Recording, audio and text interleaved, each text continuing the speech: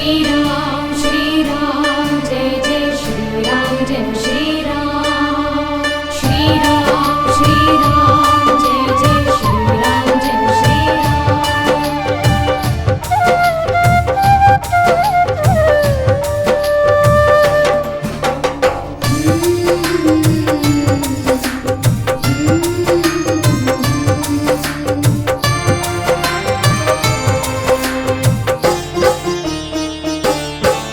आएंगे फिर से धरती पर भगवान किसी दिन,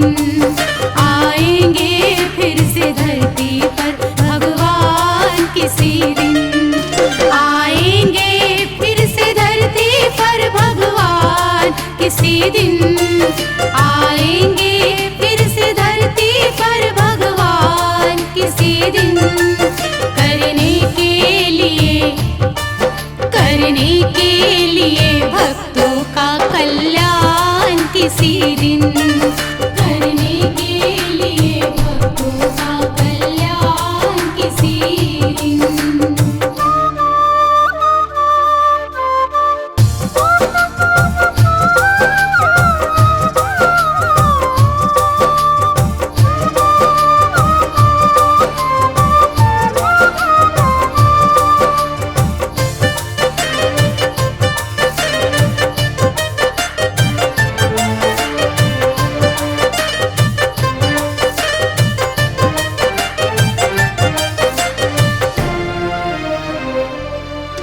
नित्य करता भजन भाव से सबरी की तरह जो,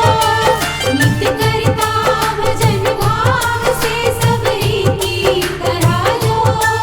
नित्य करता भजन भाव से सबरी की तरह जो, देते हैं धनुर्धारी, देते हैं धनुर्धारी उस पे ध्यान किसी दिन, आएंगे फिर से धरती पर भगवान किसी दिन,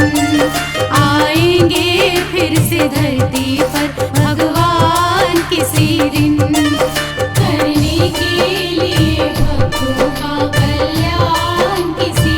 दिन। जय श्री राम जय जय श्री राम, जय राधे श्याम जय जय राधे श्याम।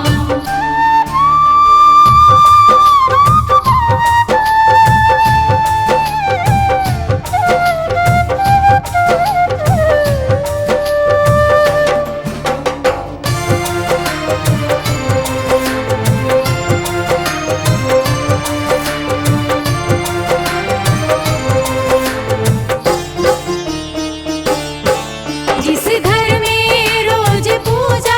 हवन होवे नियम से, जिस घर में रोज पूजा हवन होवे नियम से, जिस घर में रोज पूजा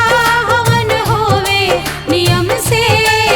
देते हैं वहाँ मुरलीधर, देते हैं वहाँ मुरलीधर वरदान किसी दिन, देते हैं वहाँ मुरलीधर वरदान किसी दिन, करने के लिए भक्तों का कल्याण किसी दिन।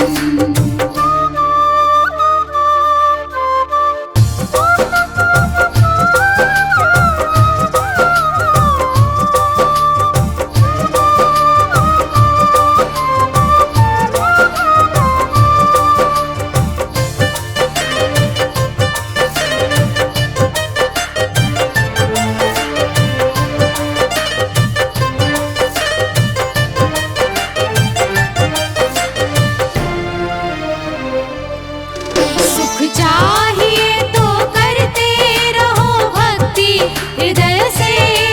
सुख चाहिए तो करते रहो भक्ति हृदय से, सुख चाहिए तो करते रहो भक्ति हृदय से, लाएगा रंग जीवन में, लाएगा रंग जीवन में गुणगान